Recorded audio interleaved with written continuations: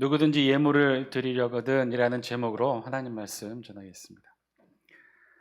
어, 한 라디오 프로에 올려진 사연 하나 소개해 드리겠습니다. 이제 제사에 관련된 내용인데요.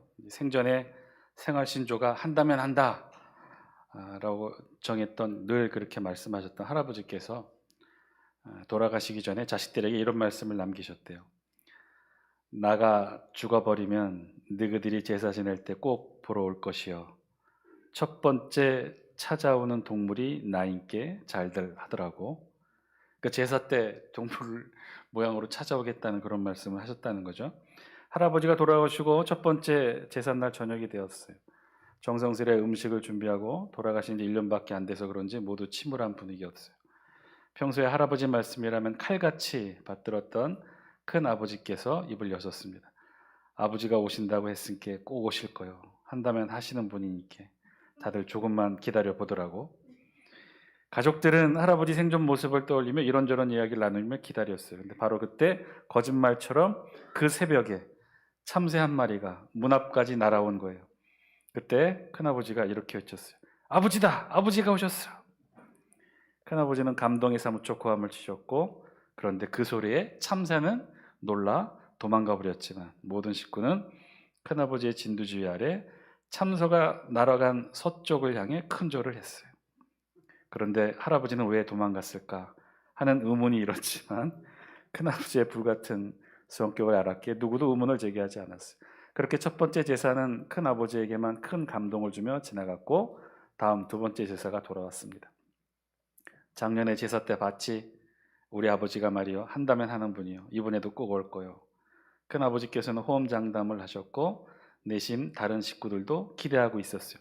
하지만 두 번째 제사에는 기다리고 기다려도 아무것도 나타나지 않았고, 큰아버지는 속이 타시는지 술만 들이키며 아따 어째 안 오시냐, 어째스까이, 어메 미쳐 불겄네 이거, 안절부절하셨어요. 그때 마당에 있던 개가, 그 집 마당에 있던 개가 무료하게 갑자기 허공을 향해 왈 하고 한번 짖었어요. 큰아버지는 그때를 놓치지 않고 아버지다! 아버지가 오셨다. 아이고 아버지 언제 오셨어요? 언제부터 지켜보고 계셨어요? 아버지, 아버지 오셨다. 다른 식구들도 역시 큰아버지의 진두지휘 아래 시골집에 있는 개님을 향해 큰 절을 하였습니다. 그날 모든 제사 음식은 개님이 다 드셨어요. 술도 드셨어요. 잠결에 한번 지었을 뿐인 개님은 영문도 모른 채 취기에 쓰러져 주무셨고, 큰아버지를 제외한 모든 식구들은 다음 제사 때는 저 개님을 꼭 치워야겠다는 결심을 했답니다. 세 번째 제삿날이 왔어요. 큰아버지를 제외한 식구들을 모두 주변에 눈에 띄는 동물들은 미리 치워버리고 경건한 마음으로 시작했어요. 그런데 그때 제사상을 차림과 동시에 큰아버지가 또 외쳤어요. 아버지다! 아버지가 오셨어요. 다름 아닌 파리 몇 마리가 상 주변으로 날아들었던 것입니다. 아버지다! 그런데 우리 아버지가 친구분도 데려오셨어. 야, 친구분을 데려오셨어. 또다시 고함을 치셨고 모든 식구들은 초긴장 상태가 되었어요. 이번에는 파리에게 절을 해야 하나 착잡한 마음이 있었는데, 그런데 지금까지 아무 말이 없이 앉아 계시던 할머니가 갑자기 벌떡 일어나시더니 파리채로 할아버지의 친구분들을 때려잡으시면서 말씀하셨어요. 이건 아버지가 아니요, 니기 아버지는 친구가 없으셨어. 친구가 없으셨단다. 그렇게 모든 상황이 정리되고 앞으로 벌레 종류는 인정하지 않기로 했습니다. 내년 봄이 네 번째 제사인데 어디서 쥐새끼라도 튀어나볼까 걱정이랍니다.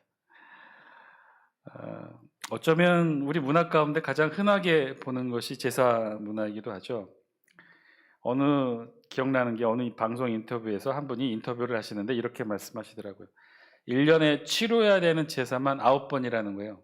그런데 그 제사가 너무너무 버거워서 가족 내 자신이 가장 젊어서 총대를 메고 가족의 어르신들께 이제는 제사를 간소하게, 규모도 횟수도 줄여서 했으면 좋겠다고 대표로 말씀을 드렸대요. 그런데 그 의견이 받아들여지지 않았다는 거예요. 어르신들이 그 의견을 듣고 아무 말도 하지 않았다는 거죠. 그래서 결국 이번에도 똑같이 제사 준비를 해왔다면서 인터뷰를 하시는데 그분이 눈물을 뚝뚝 흘리시는 거예요. 그분이 누구였느냐? 사진 한 장, 첫 번째 사진 보여주실래요?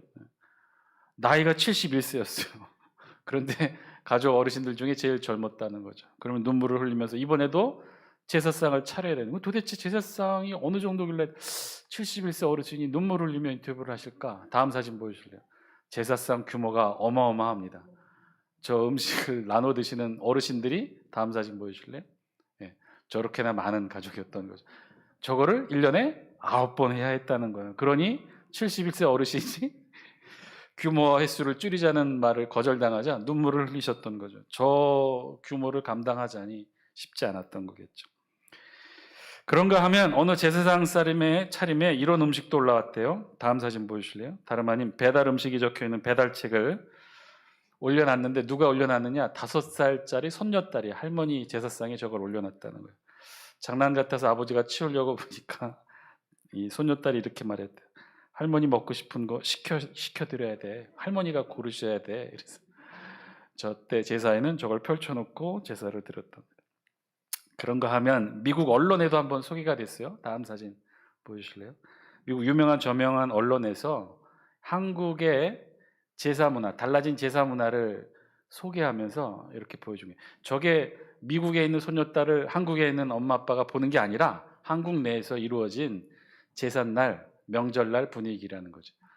코로나로 인해서 직접 찾아가 뵙지 못하니까 이제 제사도 줌으로 드리게 되었다는 내용. 다음 사진 보여주실래요? 네, 저렇게 제사를 드려요. 근데 도대체 제사가 뭘까? 왜 제사를 지내는 것일까요? 질문이 들어요. 이렇게 이 정도 되면 이 제사가 산 사람들을 위한 것일까요? 죽은 사람들을 위한 것일까요? 오늘 우리 본문에서도요, 이 제사가 중심 주제의 말씀이에요. 오늘 우리 본문은 그래서 이렇게 시작합니다. 우리 다 함께 1절 말씀 영상을 통해 같이 한번 읽습니다. 시작. 여호와께서 회막에서 모세를 부르시고 그에게 말씀하여 이르시되. 아멘. 오늘 이제 우리가 드디어 출애굽기를 다 띄고 레위기 말씀에 들어가는데, 레위기 1장 1절의 말씀은 그래서 이렇게 시작한다는 거예요. 뭐라고 시작해요? 여호와께서 회막에서 모세를 부르시고 그에게 말씀하여 이르시되. 레위기의 말씀의 첫 말씀이 이렇게 시작해요. 여호와께서 어디서 모세를 불렀다는 거예요? 회막에서 모세를 불렀다는 거예요. 여기서 이 회막은 어떤 회막이에요? 출애굽기 마지막 후반부에 내내 온 이스라엘 백성들이 합심하여 만든 이 회막 건립한 내용이 바로 그 회막이었죠. 그 출애굽기 마지막은 그렇게 건축된 회막에 어떤 일이 일어났다고 그랬어요? 회막이 다 건립되자 하늘에서 구름이 내려와 회막을 감쌌다고 그랬어요. 그 구름은 여호와의 영광을 상징했고, 그래서 여호와의 영광이 회막을 감싸게 되자 그 회막을 뭐라고 불렀어요? 성막이라고 부르게 되었다는 거예요. 그게 출애굽기 마지막 내용이에요. 자, 이제 레위기에서는 그 여호와의 영광이 충만하게 임한 바로 그 성막 안에서 하나님 누구를 부르셨다는 거예요? 모세를 부르시는 음성으로부터 시작해요. 하나님이 모세를 부르십니다. 그리고 모세에게 말씀하셔요. 그래서 레위기는 이렇게 시작했다는 거예요. 레위기는 그래서 바로 출애굽기에서 만든 그 회막에서 하나님이 모세를 부르시고 그리고 그곳에서부터 말씀하심으로 레위기가 시작하는 거예요. 그래서 사실은요, 출애굽기와 레위기는 사실 하나로 연결된 책입니다. 사실은 우리가 출애굽기를 함께 40장에 있는 모든 말씀을 쭉 이렇게 묵상하면서 제일 많이 깨달았던 내용이 무엇이었죠? 제가 또 제일 많이 출애굽기를 강의하면서 강조했던 내용이 무엇인가요? 하나님께서는 이스라엘 백성들에게 가나안 땅만을 주시고자 이스라엘 백성들을 출애굽시킨 것이 아니라고 제가 말씀드렸죠. 그에 대한 증거로 제가 여러 가지를 말씀드렸어요. 하나님께서 만약에 정말 이스라엘 백성들에게, 애굽의 노예로 있는 이스라엘 백성들에게 가나안 땅 주시기를 원하셨다면, 가나안 땅만을 주시기를 원하셨다면 10하루길이면 됐어요. 그러면 이 해변길을 통해 아주 지름길, 편한 길을 통해 가나안 남부로 가나안 땅 입성할 수 있도록, 요단강 건너지 않아도 되는 가나안 남부로 입성할 수 있도록 그 길이 있었단 말이죠. 그런데 하나님 그렇게 인도하지 않으셨다는 거예요. 하나님의 진짜 목적은 무엇이었느냐? 하나님이 준비해 두셨던 적과 꿀이 흐르는 약속의 땅 가나안 땅을 이스라엘 백성들이 들어가 차지하고 땅을 분배받게 하는 것만이 아니라, 그것만이 목적이 아니라 다른 것이 있었다는 거죠. 사실 가나안 땅은 4개에 불과했어요. 그 땅, 하나님이 준비해 두신 거룩한 땅, 하나님이 예비해 두신 바로 그 땅에 살아갈 하나님의 백성들을 만드시는 것이 하나님의 진짜 목적이었다는 거죠. 그래서 출애굽 이후 가나안 땅 남부 출애굽까지 직선거리로 10하루길이었지만 하나님은 그 길로 인도하지 않으셨어요. 하나님은 정반대 시나이 반도 남단 그 끝자락에 있는 시내산으로 이스라엘 백성들을 인도하십니다. 왜 그랬을까요? 하나님의 직접 목적은 이스라엘 백성들에게 땅을 주기 위한 것이 아니었기 때문에 그렇죠. 땅만이 아니라 하나님이 준비하고 예비하신 하나님의 땅에 걸맞는, 그 땅에서 제대로 살아가기에 걸맞는 하나님의 백성들을 만드시기 위해 이스라엘 백성들을 10하루길이 아닌 40년 광야길로 인도하십니다. 그 도착지, 그 첫 번째 도착지가 시나이 반도 남단 시내산이었고, 바로 그곳에서 하나님은 이스라엘 백성들과 언약의 관계를 통해 하나님의 백성으로 만들죠. 그럼 왜 바로 이 시나이 반도 남쪽 시내산이었을까? 위치상으로 보면요, 이곳은 애굽에서도 멀리 떨어져 있고 가나안 땅에서도 멀리 떨어진 일종의 완충지대 같은 곳이죠. 이곳에서 이들은 장기간 체류하면서 신분인 애굽의 노예에서 그 신분이 하나님의 선민으로 거듭나는 과정을 겪게 됩니다. 그 노예에서 하나님의 백성 선민으로 탈바꿈하게 되는 그 도구는 무엇이냐? 시내산 언약을 통한 하나님의 율법의 말씀, 600여 가지가 넘는 하나님의 율법의 말씀으로 하나님은 노예인 이스라엘을 하나님의 백성 선민으로 만드는 도구로 삼으십니다. 그런데 그 도구로 만드시는 일에 우리가 출애굽기를 통해 쭉 읽어봤지만 이제는 말할 수 있는 것이, 하나님이 이스라엘 백성들을 시내산 언약으로 노예에서 하나님의 선민으로 탈바꿈하게 되는 그 과정에 사용하신 도구가 율법 말씀만이 아니라 또 모두 있었다는 사실을 우리가 알게 되냐면, 출애굽기 마지막에 하나님이 모세를 통해 이스라엘 백성들에게 공들여 말씀하셨던 게 뭐예요? 이제는 이제 아셔야 돼요. 하나님이 율법 말씀 가운데 출애굽기 후반부 대부분의 내용들을 뭘로 채웠어요? 성막, 회막 건립에 하나님이 할애하셨잖아요. 회막에서 일할 제사장, 그 성의, 복식 제도에 대해서 아주 철저히 말씀하셨고, 성막에 대해서 말씀하시고, 결국 출애굽기가 무엇이 완성되면서 끝맺습니까? 이 회막이, 성막이 완성되면서 끝맺잖아요. 하나님은요, 노예인 이스라엘 백성들을 하나님의 백성 선민으로 만드시기 위한 도구로 첫 번째 사용하신 것이 600여 가지가 넘는 율법의 말씀인데, 두 번째로 사용하신 것이 무엇이냐? 바로 이 성막이었다는 거예요. 성막. 그 성막이 하나님의 임재의 상징이었던 그 성막, 이제 이스라엘 백성들은 이 성막을 건립하고 율법까지 수여받음으로 진정한 선민으로 새 삶을 시작할 수 있게 된 것이죠. 이 출애굽기에서 레위기에 이르는 말씀은 바로 그 내용을 담고 있어요. 이제 완공된 이 성막에서 이스라엘 백성들이 어떻게 하나님을 매 순간순간 만나고, 어떻게 하나님께 제사드리고, 만나서 하나님의 말씀을 어떻게 저들의 삶 가운데 투영시키고 이루게 되어지는지, 그 과정들을 기록한 것이 바로 레위기 말씀이라는 거예요. 그래서 이 출애굽기는요, 이스라엘 백성들이 시내산에서 받았던 율법의 말씀의 전반부를 기록한 제1권이라면, 레위기는 그 나머지 말씀이 기록된 율법 말씀의 후반부 제2권에 해당합니다. 그럼 민수기나 신명기는 뭘 가리키느냐? 민수기는요, 그 율법 말씀 가지고 40년 동안 훈련, 트레이닝 한 거죠. 그 말씀대로 진짜 행진한 거예요. 구름기둥, 불기둥이 움직일 때마다 그 말씀에 이스라엘 백성들이 합당하게 순종했는지, 매 순간순간 하나님 앞에 자신들의 삶, 정결함, 거룩함을 이루게 하나님 앞에 정결 예식을 치르며 제사하며 하나님 앞에 거룩한 삶을 살았는지를 다 기록한 것, 40년 세월을 기록한 게 민수기의 내용이고, 신명기의 내용은 이제 가나안 땅 들어가기 직전에 모세를 통해 다시 한번 그 율법 말씀을 회상한 내용이 바로 신명기 내용. 그러니까 제일 중요한 말씀은 어떻게 보면 출애굽기와 레위기의 핵심 율법의 말씀들이 원형 형태 그대로 다 담겨 있게 됩니다. 그래서 출애굽기는요, 율법 말씀 중에 기본에 해당하는 도덕법과 시민법에 대해서 기록하고 있고요, 레위기에서는 이제 가장 중요한 성막에서 이스라엘 백성들이 무엇합니까? 제사드리잖아요.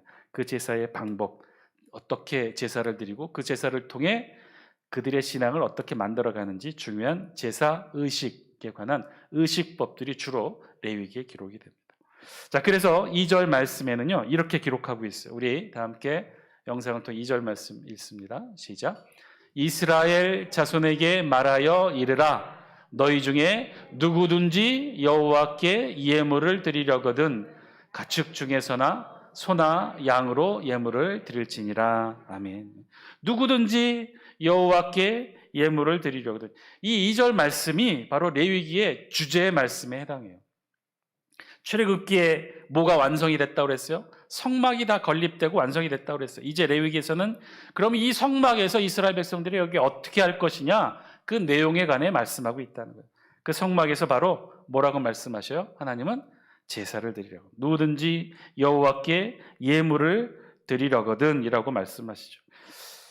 여기서 누구든지라고는 번역했지만 우리말로 번역했는데 히브리 원어로는 아담에 해당합니다. 아담. 여기서 말하는 아담은 에덴 동산에 있었던 바로 그 아담, 특정 인물 아담을 지칭하는 것이 아니라 흙으로 하나님이 만드셨던 모든 인간을 통칭합니다.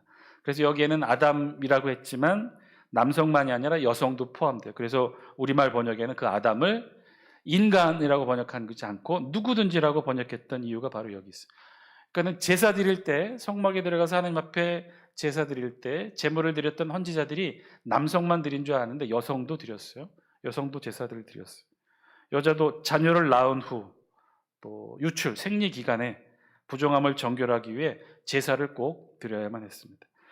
자, 여호와께 예물을 드렸다. 누구든지 여호와께 예물을 드리려거든이라고 우리 성경이 번역했는데, 여호와께 예물을이라는 단어는 중요한 단어예요.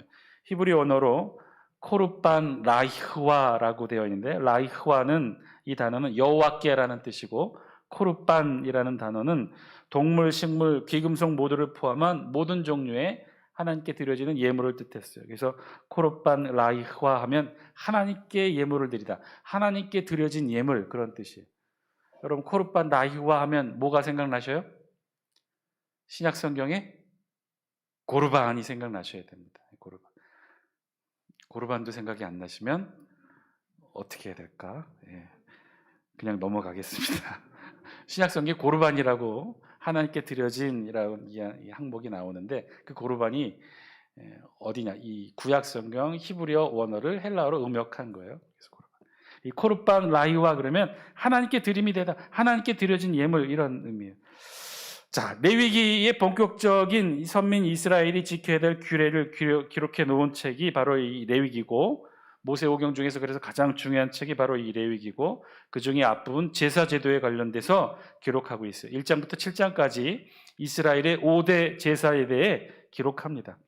제사의 목적에 따른 구분으로 번제, 소제, 화목제, 속제제, 속건제, 이 순서로 1장부터 7장까지 쭉 기록하고 있고요. 이제 레위기 말씀을 통해 하나하나 그 속에 담겨있는 진짜 의미와 함께 우리가 함께 살펴볼 예정입니다. 자, 이 목적에 따른 구분은 번제, 소제, 화목제, 속제제, 속건제, 이렇게 5개로 나누고요. 오늘 그 중에서 번제에 대해서 우리가 살펴볼 거예요. 그리고 이렇게 구분하고 있지는 않지만 내용상으로 구분하고 있는 제사 방법에 따른 구분이 4가지가 있어요. 제사 방법. 첫 번째는 화제예요. 화제는 말 그대로 태워서 드리는 제사 방식이에요. 우리가 알고 있는 일반적인 제사 방법이죠. 하나님께 태워드리면, 제물을 태우면 그 연기가 어떻게 되죠? 곧게 솟아서 하늘로 올라가죠. 그래서 하나님께 온전히 드림이 되는 의미로 이해되죠. 간혹 가다 보면 우리 구약 성경에 보면 하나님께서 제사를 받았다 혹은 받지 않았다 이런 표현 쓰죠. 그것을 어떻게 할 수 있을까요? 이 제물을 태워드리면 연기가 곧게, 바람이나 기후 변동이 있지 않는 한 곱게 연기가 하늘로 올라가요. 그러면 하나님이 기쁘시게 받으셨다라고 여겼고, 그렇지 않고 올라가다가 이게 연기가 흐트러지면서 쓰러지게 되는 모습을 볼 때는 하나님께서 예물을 온전히 받지 않으셨다, 이렇게도 여기는 인식들이 있었어요. 그래서 화제는 온전히 하나님께 태워드리는 거예요. 태워서 그 제물의 형태가 온전히 연기로 변화돼서 하늘로 올려지는 것, 이게 이제 화제의 형식이고, 두 번째 이 제사 방법에는 요제가 있어요. 요제, 거제, 전제, 이렇게 3가지 방식이 있는데, 이것도 하나님 앞에 드리는 거예요. 단 태워드리는 것이 아니라 요제는 앞뒤로 흔들어 드리는 거예요. 하나님 앞에 제물을 드릴 때 앞으로, 제사장이 하나님 앞에 번제단에 태우는 것이 아니라 제물을 들고 이렇게 앞으로, 그럼 이건 하나님께 드림이 된 거고, 다시 받으면 하나님께 드렸던 것을 제물을 다시 받게 된다. 그래서 제사장이나 그의 가족들이 혹은 헌제자의 가족들이 하나님께 드려진 예물을 가족과 제사장들과 함께 나누는 의미. 이게 이제 요제예요. 그래서 앞뒤로 흔들어 드리는 거. 거제는 위아래로 흔들어 드리는 거. 마찬가지 의미예요. 하늘에 드렸다가 그것을 다시 내려받는 형태.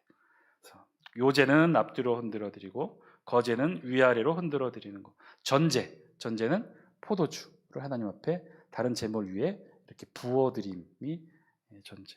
자, 이렇게 네 가지 방법이 있고, 오늘 함께 보게 되는 이 번제는 화제로 드려지는 제사 방법이에요. 번제의 의미는 모두 태워드리는 거예요. 제사의 방법에 따른 구분 중에 하나의 화제의 의미인데, 이 번제는요, 그 중에서도 하나님께 다 태워드리는 거예요.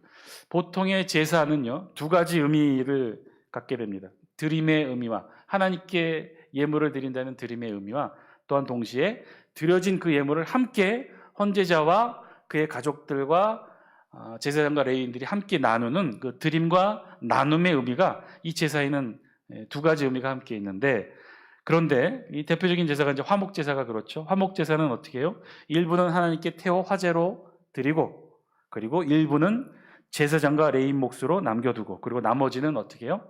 예배자, 헌제자가 제사에 함께 참여한 그의 가족 혹은 이웃, 마을 사람들, 자신이 초대한 이웃들과 함께 나누는 게 이 화목제. 자, 그게 일반적인 제사의 드림과 나눔의 의미예요. 일부는 하나님 앞에 드리지만 나머지는 헌제자와 그의 가족들이 함께 나누는 것이죠. 그런데 번제는 그렇지 않았다는 거예요. 번제는 대부분 모두 다 태워 하나님께 다 드렸어요. 왜 대부분이라고 했느냐? 딱 한 가지는 하나님께 태워드리지 않는데, 가죽은 하나님께 태워드리지 않았어요. 가죽은 남겨두었어요. 그리고 제사장에 따라 주었습니다. 자, 보통의 제사와는 다르게 이 번제만큼은 나눔의 의미가 있는 게 아니죠. 번제는 온전히 다 하나님 앞에 드림의 의미로 드려지는 그런 제사예요. 그래서 드려지는 것, 하나님께 온전히 드려지는 제사가 번제예요. 그래서 여기에 담겨진 의미는 전적인 헌신. 번제로 드리는 제사는 그래서 전적인 헌신의 의미를 드릴 때, 그럴 때 바로 이 제사 번제를 드립니다. 자, 그런데 오늘 본문에 보니 그 번제를 드릴 때 과연 제물을 잡는 사람은 누구일까요? 그 제물을 잡는 사람이 누구일까요? 제사장일까요? 아니면 제물을 드린 예배자, 헌제자가 그 제물을 잡을까요? 우리 5절 말씀 영상을 통해 같이 한번 읽습니다. 시작. 그는 여호와 앞에서 그 숫송아지를 잡을 것이요, 아론의 자손 제사장들은 그 피를 가져다가 회막 문 앞 제단 사방에 뿌릴 것이며. 누가 잡는다는 거예요? 제물을 누가 잡는다는 거예요? 여러분, 오늘 말씀의 가장 핵심이에요. 꼭 기억하시기 바랍니다. 5절 다시 한번 띄워주실래요? 그는이라고 한 사람이 나오고, 아론의 자손 제사장들은 하고 두 번째 사람이 나와요. 그러니까 그는, 즉 예배자, 헌제자예요. 제물을 드리는 헌제자와 제사장이 나오는데 각각 역할이 틀리죠. 앞에 그는 뭐를 해요? 여호와 앞에서 그 숫송아지, 자신이 가져온 제물을 잡을 것이요. 누가 잡는다는 거예요? 예배자, 헌제자가 잡아요. 그럼 제사장들은 뭐예요? 그때 잡혀진 제물의 피를 회막 문 앞 제단 사방에 뿌릴 것이며. 6절도 같이 한번 읽어볼까요? 6절 시작. 그는 또 그 번제물의 가죽을 벗기고 각을 뜰 것이요. 여기서 말하는 그는 누굴까요?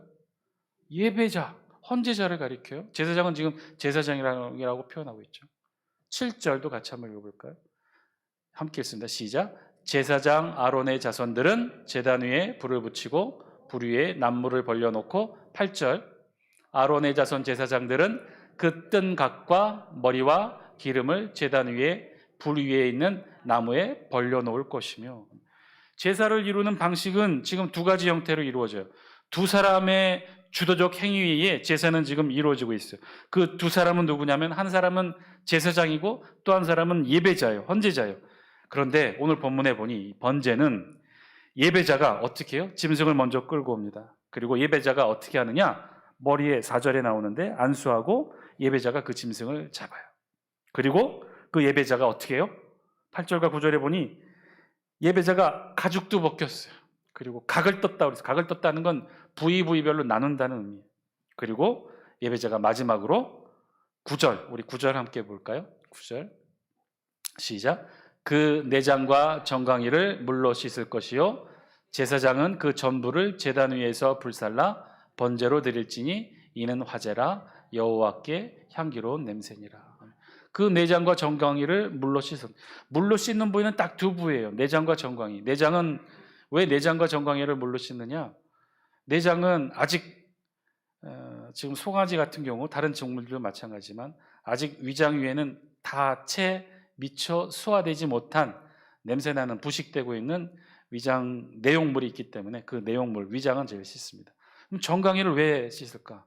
정강이는요, 제물을 잡을 때 머리에 안수하고 다른 손으로 칼로 목을 딸 때 제일 먼저 힘없이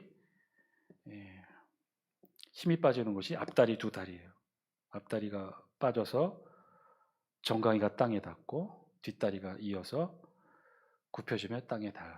그래서 흙이 닿는 제물 중에 흙이 닿는 부위가 바로 이 정강이, 앞다리 정강이, 뒷다리 정강이. 그래서 내장을 씻고 흙이 묻은 부위를 닦게 돼 있어요. 자, 이 일을 누가 하느냐? 여기까지 준비하는 게 누구의 몫이라는 거예요? 예배자, 헌제자의 몫이라는 거예요. 그리고 제사장은 다음 두 가지 일을 해요. 짐승의 제물의 피를 취하여 제단 사마리에 뿌리고 헌제자, 예배자가 각을 뜬 그 제물의 고기를 번제단 위에 벌려놓고 불을 붙여 하나님 앞에 올려드리는 일을 해요. 실제로 제물을 끌고 와서 머리에 안수하고 제물을 잡는 사람 누구냐? 제사장이 아니었어요. 누구예요? 예배자인 거죠. 제물을 드린 헌제자가 제물에 안수하고 제물을 직접 잡습니다. 그리고 우리 성경은 예배자가 제물을 잡는 과정을 짧지만 이렇게 자세하게 기록해요. 우리 다 함께 4절 말씀 영상을 통해 함께 읽습니다. 시작. 그는 번제물의 머리에 안수할지니 그를 위하여 기쁘게 받으심이 되어 그를 위하여 속죄가 될 것이라. 왜 헌제자가 제물을 잡아야 했을까요? 왜 그 일이 사실은 그렇게 기쁘고 즐거운 일은 아닐 거 아니겠습니까? 피를 보는 일이고 짐승이지만 생명을 해야 하는 일인데 왜 근데 그 일을 헌제자, 예배자가 직접 하게 했을까? 그 이유가 바로 여기 있는 거예요. 4절 때문에 그래요. 그가, 헌제자가, 예배자가 번제물에 안수를 해야 했기 때문에. 번제물의 제물에 안수하는 사람은 다름 아닌 누구였느냐? 예배자라는 거예요. 헌제자라는 거예요. 제물을 하나님께 드리는 사람이 안수를 해야 했어요. 여기서 안수하다라고 하는 이 단어 히브리 원어는 사마크 야도라는 뜻인데 야도라는 것은 손을 뜻해요. 사마크는 어떤 뜻이냐? 기대다 혹은 누르다라는 뜻이에요. 손으로 눌러야 했어요. 그러니까 예배자는, 헌제자는 번제물, 제물을 하나님 앞에 끌고 와서 제일 먼저 하는 행위가 바로 안수였는데 안수의 기본적인 뜻은 손으로 내리 누르는 거예요. 그냥 단순히 소의 머리에 손을 얹는 정도가 아니었어요. 그 제물의 머리를 강하게 누르는 거예요. 여러분 상상이 가십니까? 제물로 끌고 온 수컷소, 암컷도 아니에요. 수컷이에요. 기운이 얼마나 셌겠어요. 그 머리를 예배자가 지금 손으로 강하게 누릅니다. 움직이지 못하도록, 발버둥 치지 못하도록, 도망가지 못하도록. 물론 그의 가족들이 옆에서 함께 돕겠죠. 양이나 염소도 작은 동물이 아니어서 힘들겠지만 손은 더 크겠죠. 수컷소는 상황이 달라집니다. 그냥 멋을 내며 얌전히 손을 얹는 게 아니었어요. 자신의 온 힘을 다해 머리를 감싸고 자신의 체중을 실어 내리누르는 행위, 그게 바로 안수였어요. 그래서 그 번제물, 제물은요, 예배자가 강하게 누르는 그 힘에 못 이겨요. 앞다리에 힘이 풀리고 그리고 마지막으로 헌제자의 오른손에 들려있는 칼로 그 제물의 목을 따는 거예요. 피가 솟구치고 그 힘에 못 이겨 제물이 제일 먼저 앞다리 정강이를 무릎 꿇습니다. 그리고 한 번 더 내리 누르는 그 안수의 손에 헌제자의 힘에 못 이겨 뒷다리마저 땅에 무릎을 꿇죠. 또다시 이때도 발버둥 치는 제물을 온 힘을 다해 누릅니다. 도망가지 못하도록. 이 자리에서 피를 다 쏟아내도록 자신의 온 힘을 다해 자신이 끌고 온 제물을 누릅니다. 그래서 4절은 말하죠. 다 함께 영상을 통해 4절 다시 한번 읽습니다. 시작. 그는 번제물의 머리에 안수할지니 그를 위하여 기쁘게 받으심이 되어 그를 위하여 속죄가 될 것이라. 여러분, 그렇게 했을 때 그를 위하여 하나님이 기쁘게 받으셨다는 거예요. 그를 위하여 온전한 속죄가 이루어진다는 거예요.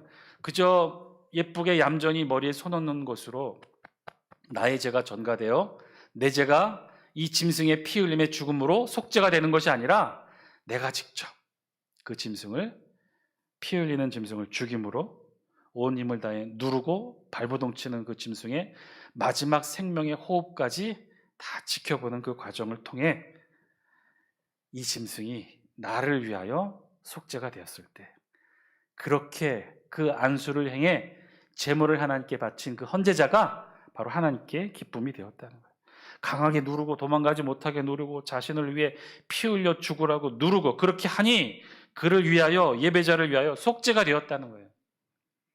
속죄가 되다 히브리어의 원어의 뜻은요, 레카페를 하는 단어예요. 그 뜻은 철저하게 덮다 가리우다라는 뜻이에요. 속죄의 원뜻이 그거예요. 제물의 피가 나를 덮는 거죠. 제물의 죽음이 나의 죄를 덮는 거예요. 속죄란 제물의 피와 제물의 죽음이 나를 완전히 덮는 것을 의미해요. 완전히 덮어서 내가 마치, 나의 죄가 마치 사라진 것처럼 가려질 때 하나님이 그 속죄 제물을 온전히 받으시고 그 제물을 드린 헌제자를 기뻐하셨다. 사랑하는 장수교 성도 여러분, 오늘 말씀을 통해 우리에게도 주시는 하나님의 음성 저와 여러분들이 들을 수 있게 되길 바랍니다. 오늘 우리가 이렇게 자유롭게 하나님의 성전에 나와 예배 드릴 수 있는 것, 하나님 앞에 설 수 있는 것, 우리 죄를 용서함 받고, 구약시대 같으면 저 밖에 있는 출입문이 휘장이었어요. 지성소의 휘장이에요. 그 지성소의 휘장을 열고 이렇게 하나님 앞에 나오게 되고 예배드리고 설 수 있는 것, 다 이유가 있었다는 거죠. 그냥 되어진 일이 아니라는 거예요. 우연하게 어쩌다 보니, 자고 일어나 보니 이렇게 된 것이 아니라는 거예요.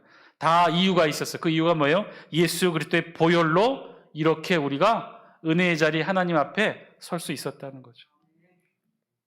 우리는 아니라고 하겠지만, 우리는 모른다고 하겠지만 우리가 그랬다는 거예요. 구약으로 말하면 오늘 본문의 예배자가 그랬던 것처럼 우리가 다, 여러분 하나하나가 다 안수했다는 거예요. 우리의 손이 나의 죄를 덮어줄 제물에 손을 대고 온 몸을 힘을 다해 내리누르고,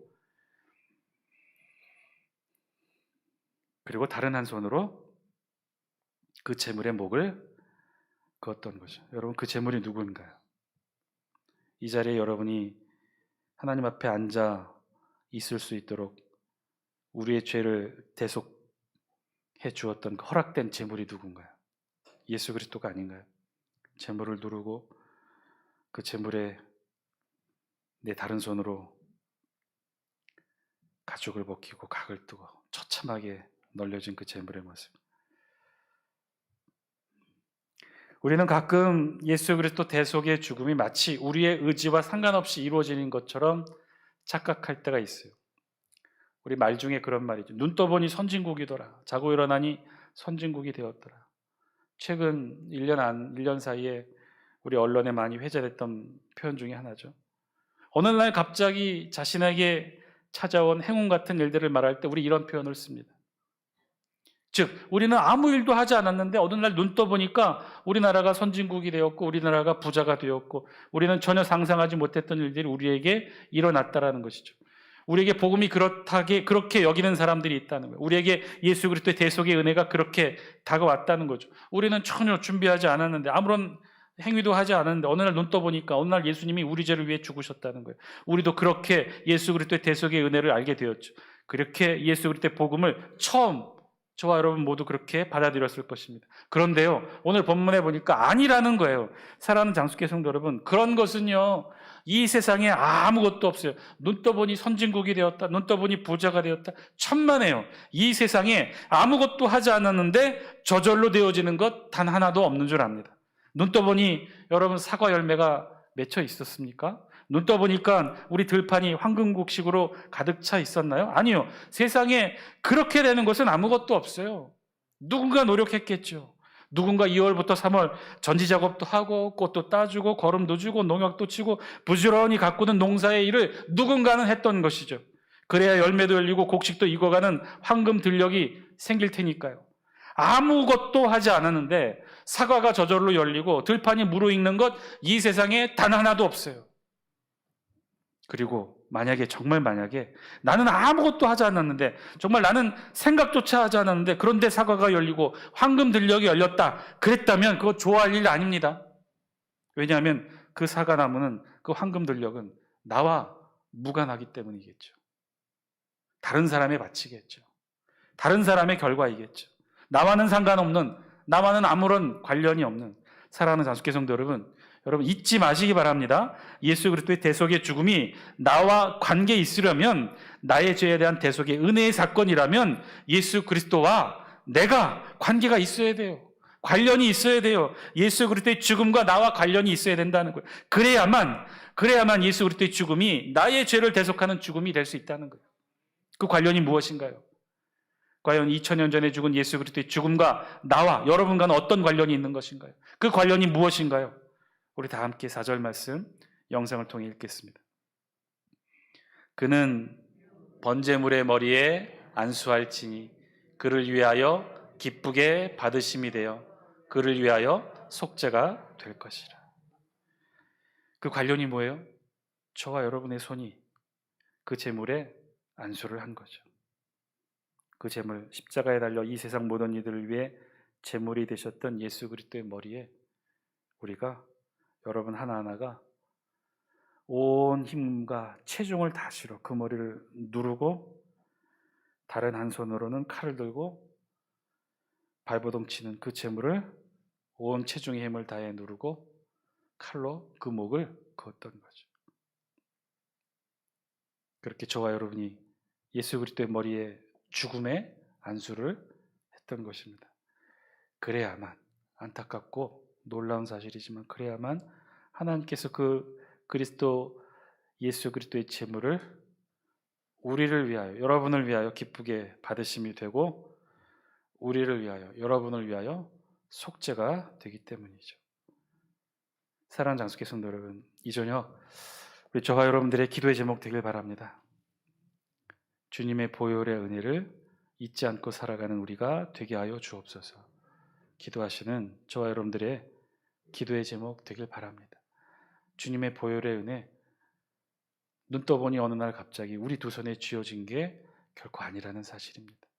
저와 여러분들의 왼손에는 가시면류관을 쓰시고 마지막 죽음의 호흡을 헐떡이셨던 그 예수 그리스도의 머리에 죽음의 안수를 했던 손이에요.